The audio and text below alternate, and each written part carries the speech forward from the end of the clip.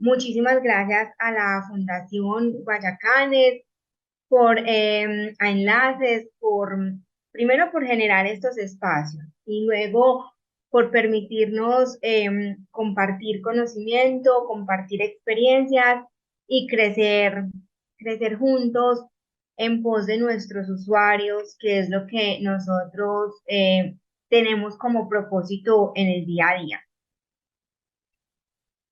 Bueno, el día de hoy yo tengo una ponencia que se llama Humanización de Servicios de Salud, un compromiso con la vida. Y más que darles cátedra o conceptos que yo sé que muchos de ustedes ya tienen claros porque trabajan con políticas de humanización desde hace mucho tiempo y porque si están acá en estos espacios es porque la humanización les interesa como propósito corporativo, yo lo que quiero hoy es invitar a una reflexión. ¿Y por qué la humanización es un compromiso con la vida?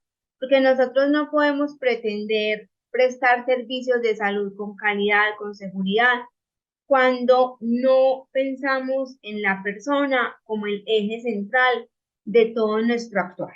Entonces, ese es como, digamos, el hilo conductor que yo voy a tener durante esta ponencia. La idea no es llenarlos de conceptos porque el Club Bench, el Top Bench, además lo que quiere es compartir experiencias y para ello tiene muchos espacios a través de los cuales profesionales del sector de la salud, las instituciones, nos podemos referenciar. Está pues obviamente los Club Bench, las diferentes versiones que se realizan durante todo el año, los diferentes espacios de formación que a través de enlace se hacen para las instituciones, para los funcionarios. Está el podcast Momentos Club Bench, que también es una nueva plataforma en la que hemos venido incursionando para compartir esas experiencias, no solamente en humanización, sino en seguridad del paciente, en gestión clínica.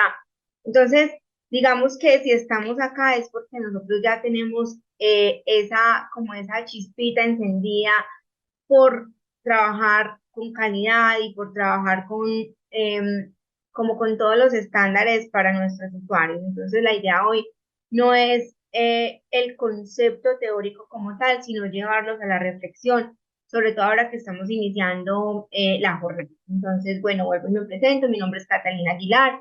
Yo soy comunicadora corporativa de la Universidad de Medellín, especialista en mercadeo, y tengo más de 15 años trabajando en el sector salud, y hace parte como de mi pasión, de lo que me mueve en el día a día. Entonces, por eso disfruto mucho estar en estos espacios.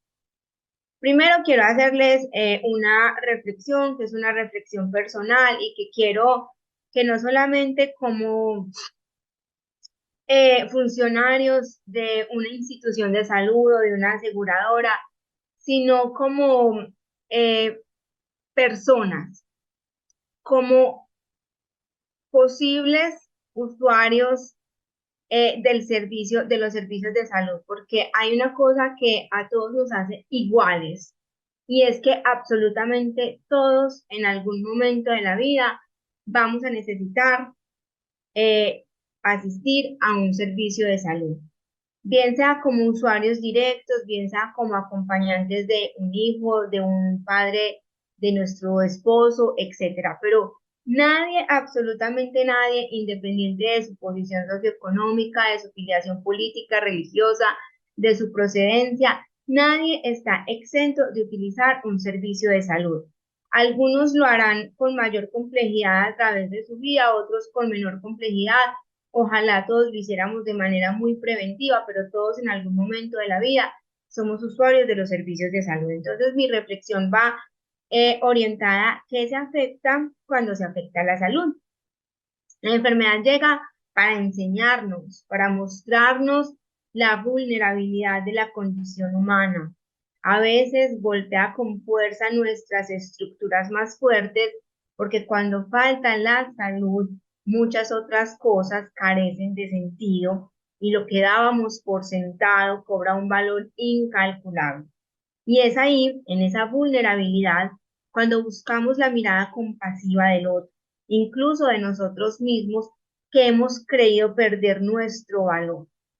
La pregunta entonces es si estamos siendo esa mirada compasiva, si desde nuestro rol nosotros podemos entender la condición del otro y su necesidad. Y esto para mí es importante porque hablar de enfermedad es hablar de vulnerabilidad, es hablar de la vulnerabilidad en su expresión máxima, porque es ahí donde nosotros vemos cómo lo que nosotros dábamos por sentado empieza a ser cuestionado. Nuestra fortaleza, nuestro cargo, nuestro estatus, nuestra capacidad incluso mental, empieza a ser muy cuestionada. Ayer hablaba con una amiga que es paciente de cáncer de mama más de, hace como 5 años, es una mujer joven, tiene 40 años más o menos, mastectomía radical bilateral y ha pasado no sé por cuántas quimio radios porque no se ha podido erradicar pues como ese cáncer. Y ella decía, yo lloré demasiado haciéndome unos exámenes de laboratorio que para mí ya son rutinarios y me expresaba que la auxiliar de laboratorio que le estaba haciendo esos exámenes la miraba con extrañeza porque ella lloraba como una niña chiquita, ¿cierto? Para muchos será como, o sea, te están sacando sangre, venís de quimioterapias, de radioterapias, de cirugías, tenés heridas que aún todavía te están tratando en clínica de heridas y llorás porque te están sacando sangre, ¿cierto? Pero no es la sacada de la sangre como tal, sino lo que eso implica en la vida de esta persona. Una mamá con una niña de 8 años, joven, emprendedora, que toda su vida puede estar pasando en ese momento de esa muestra de sangre, porque además eso puede revelarle a ella información que puede ser dolorosa de tramitar. Entonces, ¿qué se afecta cuando se afecta la salud? Se nos afecta todo en la vida. Toda nuestra vida se pone ahí en un segundo y en un diagnóstico. Y eso es lo que yo quiero invitarlos hoy a pensar. ¿Qué es entonces humanizar? Y les traigo acá definiciones de diccionario de la RAE. Entonces, una de las definiciones es hacer que algo o alguien tenga un aspecto o naturaleza humanos o que muestre influencia en los seres humanos. Es conferir un carácter más humano en el sentido moral, hacerlo más amable, más justo, menos riguroso, hacer humano, familiar, afable, ablandarse, desenojarse, hacerse benigno. Y estas, a pesar que son definiciones de diccionario, o sea, de la RAE, son definiciones que creo que están perfectas para nuestros servicios de salud. Es decir, hoy la pregunta que cabe hacernos es si nosotros tenemos unos servicios de salud que sean humanos, familiares, afables, amables, si tenemos procesos que sean menos rigurosos, y no quiero decir que sean poco rigurosos en el sentido de la seguridad, pero rigurosos en el sentido de la facilidad que le brindamos a nuestros usuarios, ¿cierto? Em, si tenemos unos servicios que sean amables y con amabilidad, yo no me estoy refiriendo a la sonrisa. En una de las ponencias o de las clases que yo hago a las instituciones sobre humanización, sobre atención centrada en la persona y servicio, les digo que el servicio va mucho más allá de la sonrisa. Entonces, cuando hablamos de amabilidad, no es solamente hablar de la cara amable, sino de todo el back office o de todo lo que está detrás, que sea amable con ese usuario. La pregunta es esa. Nosotros tenemos servicios de salud, procedimientos administrativos, asistenciales que tengan estas características. Y entonces vengo con la paradoja de la humanización. Y acá les tengo unas fotografías que parecen, parecen anécdota, pero no, son de la vida real. Y es que en los últimos tiempos hemos visto cómo hemos humanizado a lo que no tiene carácter humano y le hemos dado superpoderes a los que no tenemos superpoderes. Entonces, lo que les quiero compartir es, en los últimos años hemos visto cómo hemos humanizado, por ejemplo, a las mascotas. Entonces ya tenemos seguros de vida para las mascotas, entonces ya tenemos, no sé, si a ustedes les ha tocado ver que alguien le celebra el cumpleaños a la mascota, con torta, con invitados. A mí me tocó una vez en un salón social donde vivía ver cómo una dueña de un perrito hacía una fiesta de cumpleaños, invitaba a los amigos perritos y esto era como para mí como wow, o sea, me parecía cómico. Adicionalmente, le hemos conferido un carácter súper especial a los seres humanos. Les hemos dado características de superhéroes. Entonces ahora hablamos de los héroes de Marvel y de todos estos que tienen unos superpoderes que son humanos súper especiales. Y yo creo que todos lo recordamos en la pandemia cuando hablábamos de los héroes del sector salud y salíamos todos a las 8 de la noche a aplaudir porque los héroes de los servicios de salud estaban dando la batalla por nosotros, ¿cierto? Y yo pensaba, estos héroes con capa, perdón, sin capa, pero con bata, con mascarilla, con un montón de indumentaria para protegerse de un virus que nos estaba acechando y nos estaba matando. Yo decía, estos héroes no tienen superpoderes, porque si tuvieran superpoderes no tendrían que ponerse todo ese aditamento, todas estas barreras de seguridad para no contagiarse. Estos superhéroes tienen hambre, tienen cansancio, tienen preocupaciones. Hablábamos mucho del burnout del personal médico, de los cuidadores. Entonces, miren cómo de una u otra forma hemos trastocado un poco los papeles. ¿Cuál es la intención de esta diapositiva? Es que empecemos a entender que humanizar podría decirse que es algo paradójico. Es como decir que le vamos a enseñar a un delfín a nadar o que le vamos a enseñar a un león a cazar. Son cosas que vienen innatas en esa especie, en esa raza y que hacen parte de su naturaleza. La naturaleza de nosotras, las personas, es la naturaleza de ser humanos. Y somos seres que tenemos una conciencia, que tenemos una voluntad, que tenemos unos sentimientos. Entonces, eso hace que nosotros tengamos que ser mucho más conscientes con quién estamos hablando. No estamos hablando con un superhéroe. Yo ayer le decía a esta amiga que es paciente de cáncer, le decía, vos sos muy tesa, o sea, sos muy valiente. Y ella me decía, sí, pero yo también lloro, pero yo también tengo miedo. Es decir, ella no es una superhéroe sobreviviente del cáncer, ella es una mujer que ha librado un montón de, digámoslo así, de batallas, de luchas contra una enfermedad en toda su humanidad y que sí ha sido resiliente, pero entender que esa humanidad tiene un lado de vulnerabilidad es lo que nos hace despojarnos de estos superpoderes y entender que todos estamos en el mismo lugar cuando estamos enfermos. Nuestro sistema único de acreditación, yo acá no les voy a hablar de los componentes del sistema obligatorio de garantía de la calidad, que son habilitación, PAMEC, acreditación y sistema de información. Aquí vamos a hablar de cómo en nuestra normatividad se habla de la humanización. Entonces, los ejes trazadores en el sistema único de acreditación, que ya sabemos que la acreditación es un proceso voluntario de las instituciones, pero que desde el PAMEC incluso nosotros podemos empezar a trabajar el enfoque en la acreditación cuando tenemos una visión a largo plazo de acreditarnos.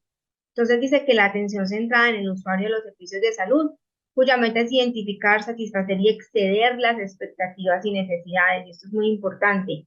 Excedemos las expectativas y las necesidades del usuario, no con el uso de la tecnología, porque eso para el usuario es transparente. Es decir, Un usuario nunca llega a una institución diciendo, yo vengo acá porque acá tienen el mejor equipo de radiología.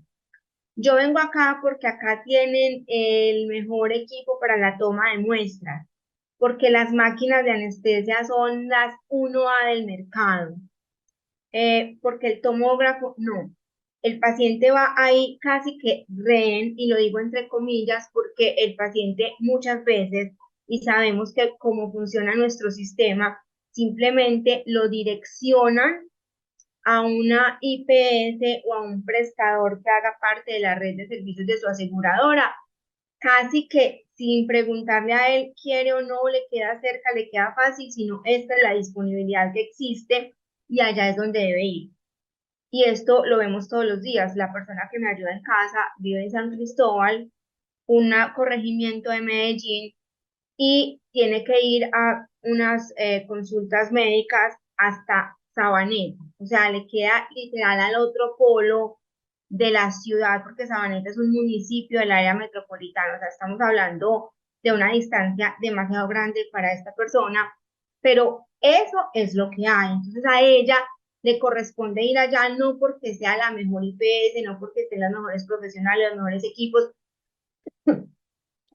perdón, no porque allá tengan las mejores guías de atención médica, no porque es porque allá la direccionaron. Entonces, cuando hablamos de satisfacer las necesidades de los usuarios y sus expectativas, estamos hablando realmente de darles algo más de la simple atención.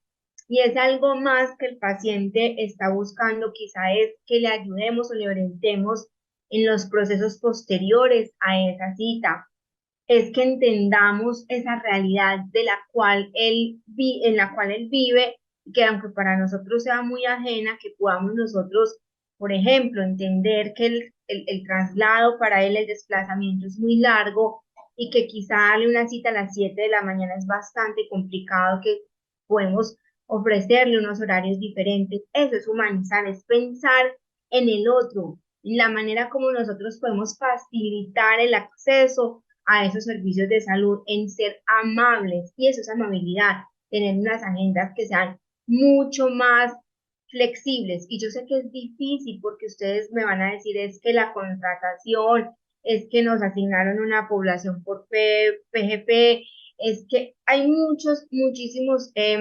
factores que no dependen de nosotros, pero en tanto dependan de nosotros, la humanización habla de ser más amables con ese usuario.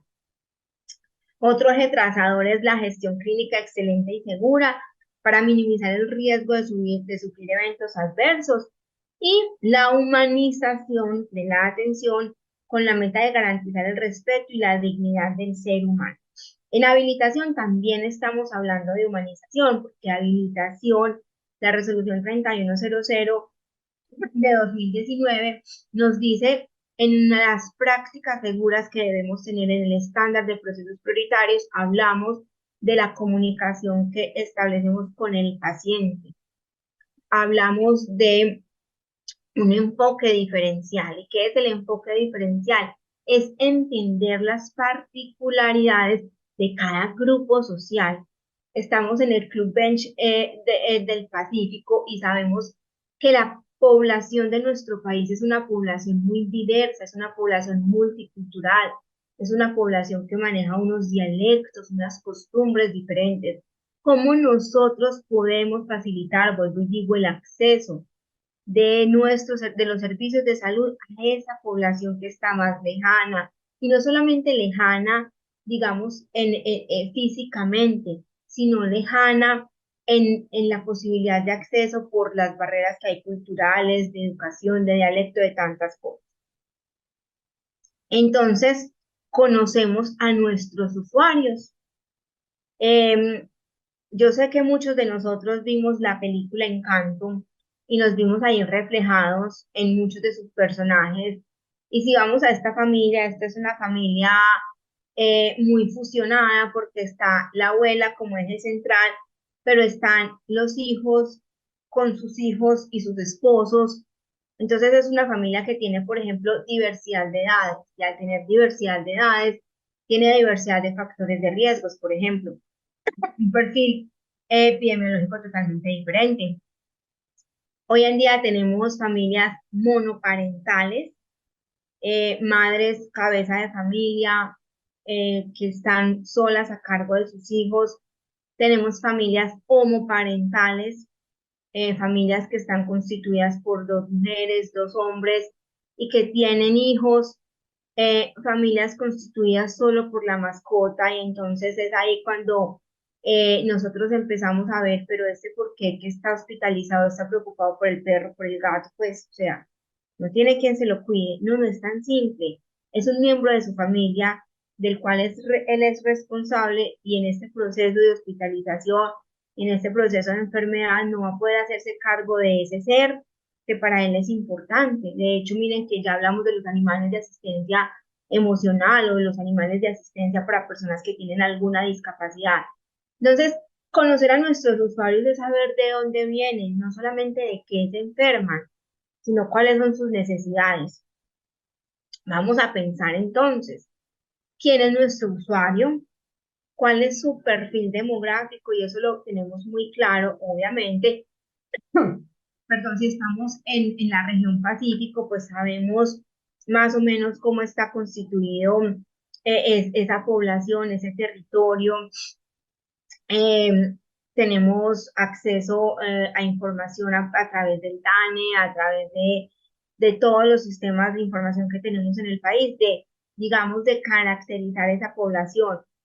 Conocer el perfil epidemiológico, claro, podemos saber que las personas que están cerca al bosque húmedo pueden sufrir unas enfermedades diferentes a las personas que están en una zona más industrializada.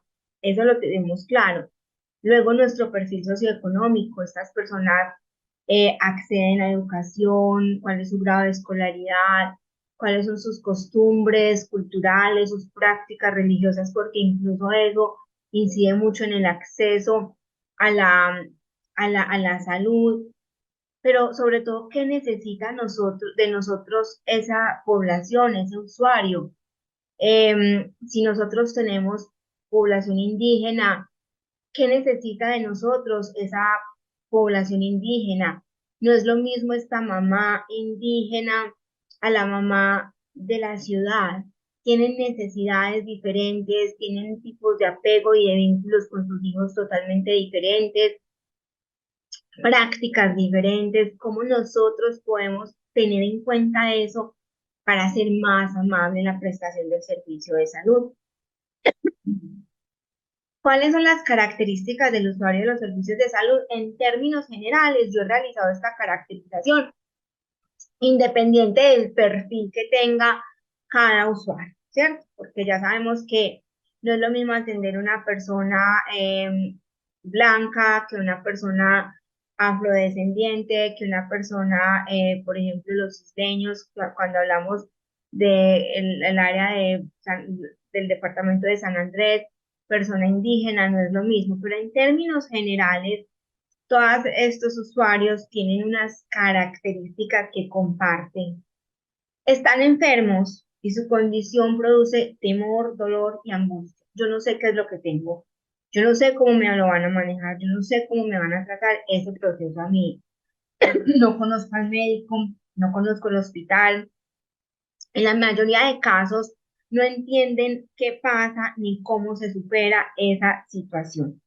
Entonces, hablamos de una terminología supremamente compleja para ellos, y eso hace que la barrera entre el profesional de la salud, sea asistencial o sea administrativo, sea mucho más grande versus o respecto al usuario. Todos los usuarios, yo creo que todos, desean un tratamiento que sea rápido, de acción inmediata, sin dolor, sin efectos colaterales, sin costo, sin nada. O sea, una pastillita mágica que se tomen y les alivie de todo dolor. Nadie quiere decir, venga, es que a usted le van a hacer una colonoscopia y para eso usted necesita una preparación.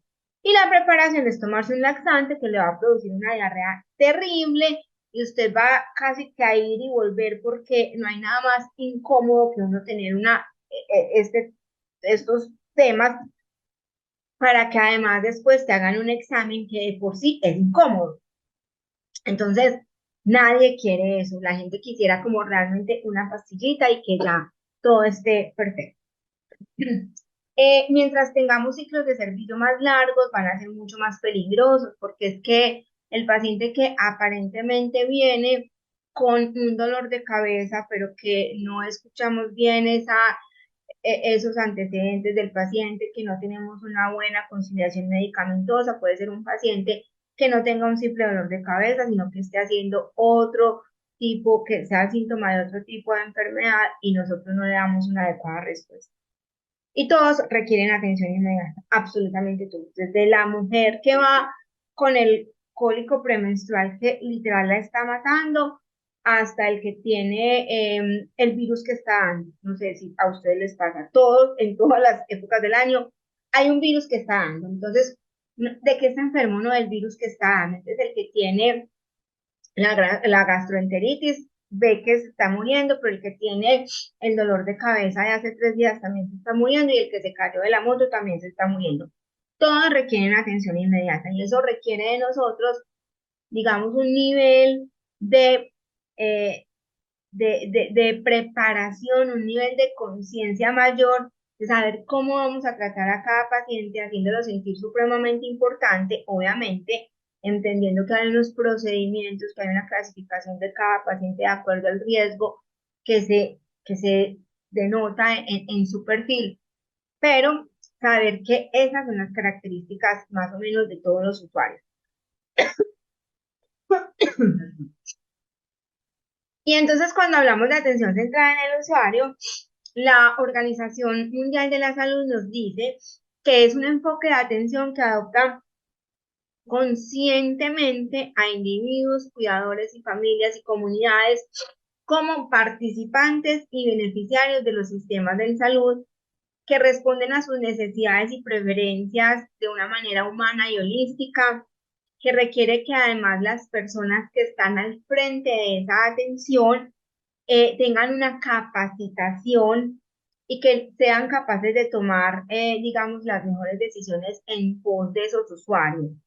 Tenemos además entonces que reconocer que el usuario ya no es un sujeto pasivo, sino que es un sujeto activo en la prestación del servicio. La atención centrada en las personas se organiza en torno a las necesidades de salud y a las expectativas de las personas, más que en sus enfermedades o en sus patologías. Y esto se repite mucho, es ustedes más que su diagnóstico. Por eso no hablamos de niños autistas, sino de niños que tengan el espectro autista. No hablamos de pacientes diabéticos, sino de pacientes con diabetes. Tiene enfoques y prácticas de atención que ven a la persona como un todo, con muchos niveles de necesidades y objetivos que provienen de sus determinantes sociales. Es muy importante. Miren, siempre pongo el siguiente ejemplo. Dos niños de 9 años. Una niña es bailarina, gimnasta, y el otro niño es el más teso en programación. Ustedes saben que hoy en día los niños tienen este chip y son pues estos nativos digitales. Entonces hay niños que son unos tesos en programación de computadores y son estos dos niños, ambos se quiebran el pie o tienen un esguince de tobillo y ambos son llevados al servicio de salud para que les atiendan este accidente. ¿Para cuál de ustedes creen que va a ser mucho más crítico, más trascendental, más doloroso estar incapacitados sin poder mover su pie durante X semanas? ¿Para la que practica baile, gimnasia o para el que es programador? Y tienen exactamente el mismo, digamos, el mismo diagnóstico, pero para uno es más trascendental que para el otro. Entonces, por eso es que nosotros tenemos que tener muy en cuenta esos determinantes sociales que cada persona va adquiriendo. En el tema, por ejemplo, de la maternidad, yo hablo con mis amigas que la mayoría son mamás, ya tenemos 40 años con hijas de no más de 10 años, o sea, fuimos mamás ya como en los 30, 30 y pico, y hay unas que tienen unos partos o unos embarazos muy, digamos, con mucha ansiedad, porque trataron por todos los medios de embarazarse, porque en el proceso les descubrieron ovario poliquístico, porque hicieron mil intentos, porque tuvieron pérdida. Entonces esos embarazos para ellas fueron como de sumo cuidado, esos hijos son vistos como milagros. Caso muy diferente para las mujeres que aunque teníamos la misma edad, pues tuvimos embarazos que fueron fáciles, nos embarazamos fácil, tuvimos procesos de parto fácil, entonces tenemos la misma edad, el mismo, digamos, nivel socioeconómico, pero ese proceso de embarazo, de parto, de posparto es muy diferente para todas. Eso es un determinante social, eso es un determinante personal, y por eso no podemos simplemente filar a todos los usuarios pensando que todos son los mismos. Todas las maternas del servicio de obstetricia son iguales. No, no son iguales, aunque estén siendo tratadas de la misma manera porque tienen, digamos, los mismos antecedentes, no sé, pero no son iguales. No son iguales porque no es lo mismo, eh, vuelvo y digo, el proceso de parto, la atención del parto de una mujer que lleva muchos años intentando tener ese bebé, que ha tenido varias pérdidas, a para una mujer que es un bebé que ha sido, digamos, fue fecundado y fue concebido y en un proceso de embarazo más, digamos, más fácil, por así decirlo. Entonces, miren cómo es importante. Y ustedes me van a decir, Catalina, pero es que yo tengo 10.000 usuarios, ¿cómo voy a yo a identificarlo uno a uno? No, yo no lo voy a identificar uno a uno, pero yo puedo hacer una caracterización. Pero yo cuando estoy cara a cara con el usuario puedo entender su dolor, puedo entender su preocupación, puedo entender su angustia. Eso sí lo puedo hacer. Eso sí lo puedo hacer porque estoy en el aquí y en el ahora. Ahora veamos, cuando nos hablaban de la inteligencia artificial y alguna vez hace poco me preguntaban, bueno, ¿y qué va a pasar con nosotros, pues, personas que trabajamos en salud con la inteligencia artificial? Y yo dije, nada, vamos a sentirnos más apoyados, vamos a sentirnos más acompañados, vamos a poder delegar ciertos procesos, pero el contacto humano nunca va a ser reemplazado. Jamás, jamás va a ser reemplazado. Depende además de nosotros que podamos hacerle ver a nuestro usuario que estar enfrente de un médico, que estar enfrente de una enfermera, de un auxiliar que te mira a los ojos, que se sabe tu nombre, que te llama por tu nombre, que entiende lo que te pasa, eso es irreemplazable, eso ninguna máquina de inteligencia artificial, ningún chat GPT va a reemplazar la explicación face to face que hace el médico de mi patología en términos humanos, cristianos, castizos, no es lo que define la guía de atención clínica, que la guía le sirve a él como una manera de estandarizar la forma de tratar ese diagnóstico. Pero la manera en como yo le explico el diagnóstico al usuario es la manera más humana y sencilla posible. ¿Qué es entonces el enfoque en la persona? Y esto es recogido de un artículo que viene en una revista de salud y dice que uno de los elementos que los usuarios más cuestionan en la atención en salud es que no está centrada en sus necesidades y preferencias. Y hay una percepción de una desventaja de poder porque siempre vemos una relación supremamente vertical entre el usuario que está aquí abajo mirando para arriba a ese gran ser que es el médico, la enfermera o incluso hasta el portero de la institución que es el que tiene el poder de dejarme o no ingresar, ¿cierto? Por eso es tan importante cuando nosotros hablamos de humanización y atención centrada en la persona, que vinculemos a todo el personal de la institución sin importar cómo esté vinculado. No es que está tercerizado, no es que está por cooperativa, es que lo maneja otra empresa. No, hace parte de mi institución en tanto presta un servicio en esta infraestructura. Y eso me hace a mí responsable de que la cultura que nosotros estamos tratando de implementar en humanización, en calidad, en seguridad, en todo esto, sea, digamos, replicada por todas las personas que están independientes de dónde vengan de dónde sea, perdón, su filiación o su vinculación laboral. Entonces, hay una desventaja de poder del usuario respecto a esa persona que le está atendiendo. Porque además deciden cómo que informarles, en qué momento, no entienden bien, los usuarios no alcanzan bien a entender las causas, las consecuencias, quieren ser escuchados, acogidos en otras dimensiones y van más, que vayan más allá de la enfermedad. Y yo les quiero compartir una experiencia personal. Cuando mi hija estaba bebé, tuvo una bronquiolitis y fue un proceso muy difícil en términos de atención médica. Bueno, yo me sentí como retada y confrontada en todo mi conocimiento, en todo lo que yo daba a través de estos espacios académicos. Y entonces yo le preguntaba a la pediatra, porque la vi muy mal, y yo le decía, pero ¿por qué le dio eso? Y ella me dijo, ¿por qué? Porque está en guardería, y es que una niña de 6 meses no tiene por qué estar en guardería. Entonces mi esposo le decía, pero es que nosotros dos trabajamos.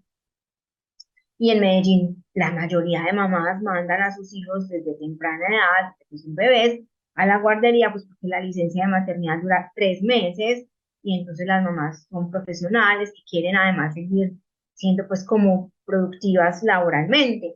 Entonces ella decía, lo que pasa es que ustedes prefieren la plata y el estatus que el cuidado de los hijos.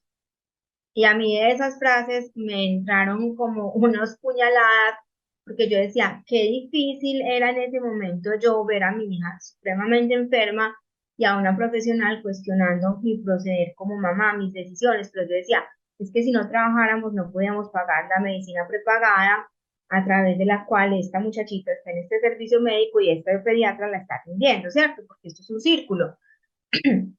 No entender esos determinantes sociales, no entender esas otras dimensiones de la vida, más allá de la enfermedad, pues que después entendí que una bronquiolitis le da a muchos niños, que además esta chica tenía una alergia a la proteína de la leche de vaca, del huevo. No entender eso, que además no había exámenes que confirmaran eso y ser tan rápidos y tan, como tan sin filtro con las respuestas que damos, es todo lo que está lejos de la atención humanizada, ¿cierto?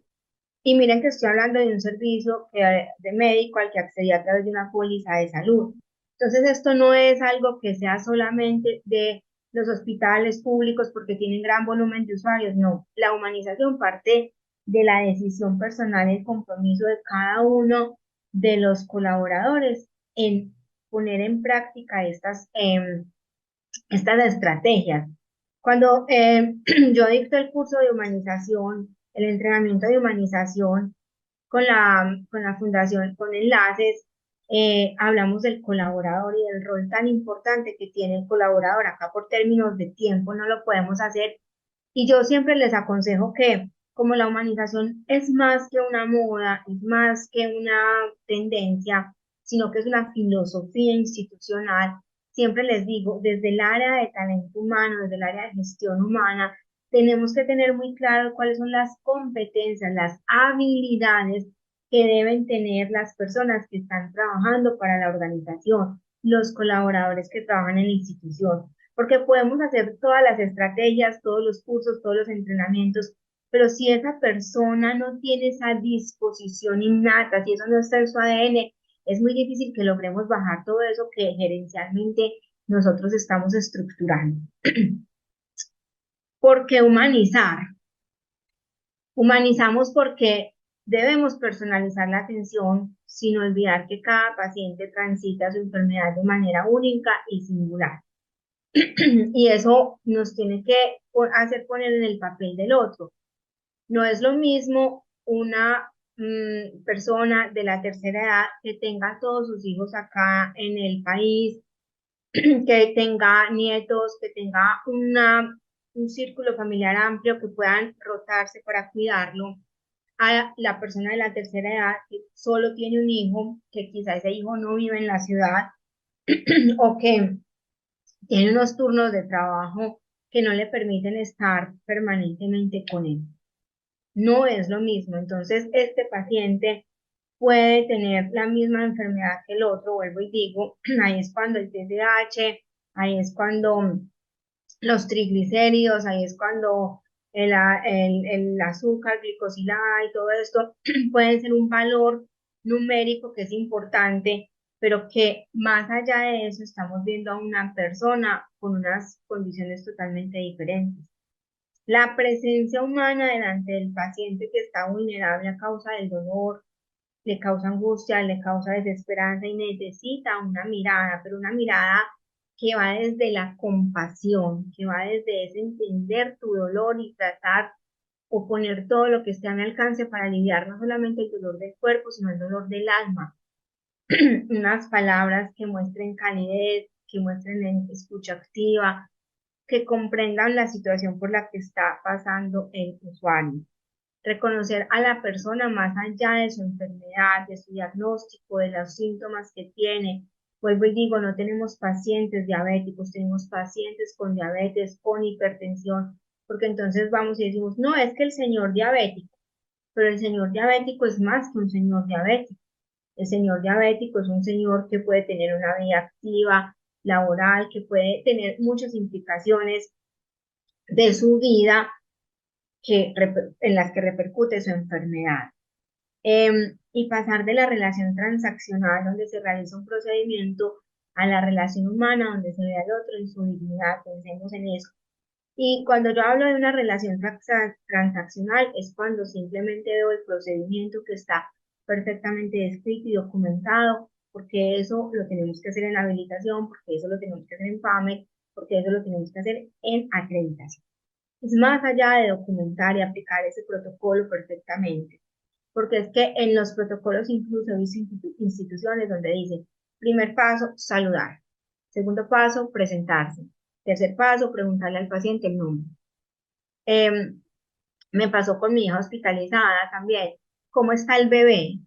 Doctor, no es ¿cómo está el niño? No es un niño, es una niña y tiene un nombre, porque es que hay que tratar al paciente por su nombre. Eh, Entender todo eso nos permite ir más allá de los protocolos y es ahí donde empezamos a humanizar. Cuando así el protocolo a mí no me describe a saludar, llego a la habitación, miro al paciente, lo llamo por su nombre. ¿Cómo amaneció abuelito? No, no es un abuelito. Doña fulana de tal, con nombre y apellido, ojalá, ¿cómo amaneció? ¿Qué tal pasó la noche? Mi nombre es, soy auxiliar de enfermería y el día de hoy vengo a revisarlo los signos vitales, pero también vengo a ponerle este medicamento que le va a ayudar a sentirse mejor en tal aspecto, o que le va a ayudar a bajar la presión, o que le va a ayudar a disminuir el dolor o a disminuir la infección. Explicarle al paciente, así sea el viejito, esa persona que está ahí tiene todo el derecho a conocer su patología, a conocer el tratamiento y a explicárselo también al cuidador que hace parte de este triángulo o de este actor, de estos actores de los servicios de salud. Y para ir terminando y ser muy rigurosas por el tiempo, porque tenía 45 minutos, las preguntas que yo quiero dejarles a ustedes es si es posible transformar las experiencias de los servicios de salud.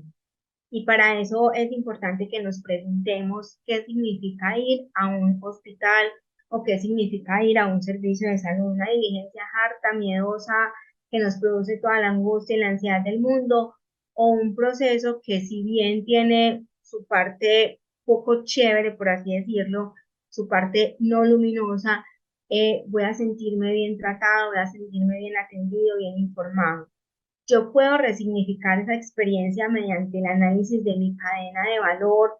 Yo puedo resignificar esa experiencia transformando mi ciclo de servicio en los cursos que yo facilito con enlaces. Hablamos de la cadena de valor, del ciclo de servicio y de cómo nosotros podemos a través de esos paso a paso de la atención, podemos ser más amables, más empáticos, más compasivos con el usuario cómo intervienen los sentidos, la percepción, a qué huelen mis servicios de salud, qué se escucha, qué se ve, qué se siente. Sabemos que un hospital, por la infraestructura y toda la norma técnica que tiene que cumplir, pues tiene unas condiciones que no son negociables. Pero como yo dentro de esa rigurosidad de lo que manda la norma puedo ser mucho más familiar, puedo hacer sentir a esa persona mucho más acogida. Pensemos en el mobiliario, pensemos en el color de las paredes, pensemos en lo que se escucha, en tantos factores que percibimos a través de los servicios y que hacen de la estancia en un hospital o en un servicio de salud una experiencia menos dolorosa, menos traumática, más memorable. Porque siempre lo digo, el inicio y el fin de la vida y los momentos más trascendentales de la vida de un ser humano tienen que ver con los servicios de la salud. Entonces, así sea la experiencia más dolorosa, puede ser una experiencia que se albergue con agradecimiento, con gratitud, y no una experiencia que sea traumática. A todos ustedes, muchísimas gracias por este espacio. A la Fundación, muchísimas gracias por tenernos en cuenta para compartir esta experiencia, para compartir el conocimiento que hemos ido adquiriendo durante años de ejercicio, pero también a ustedes que están ahí conectados y que están interesados todos los días en hacer de los servicios de salud. eh, una forma de honrar la vida y de honrar la protección y el cuidado del otro. Muchísimas gracias por la invitación y bueno, que esta sea una jornada muy productiva para todos.